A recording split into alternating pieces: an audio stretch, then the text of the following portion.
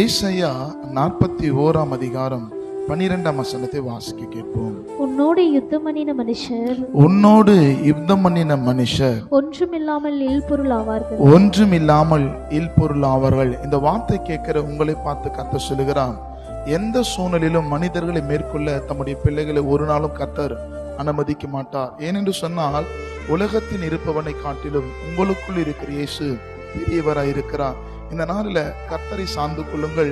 எந்த மனிதனும் உங்களை ஆளுகை செய்ய முடியாது, எந்த மனிதனும் உங்களை அடிமைப்படுத்த முடியாது. ஒருவேளை சில மனிதர்கள் குறித்து பயத்தோடு கூட திகிலோடு கூட இருக்கீங்களா? சில மனிதர்கள் உங்களுக்கு தீமை செய்கிறான்னு ஒரு அஞ்சு கொண்டு இருக்கீங்களா? இன்றைக்கு கர்த்தர் உங்களை பார்த்து சொல்லுகிறார், கர்த்தருடைய கரம் உங்களோடு கூட இருக்கிறதுனால உங்களை ஒருவரும் மேற்கொள்ள மாட்டார்கள். அவர்களை கர்த்தர் ஒன்றுமில்லாமல் போக பண்ணுவார். கர்த்தரை சார்ந்து கொள்ளுங்கள், நிச்சயமாய் கர்த்தர் விடுவிப்பார். ஆமென்.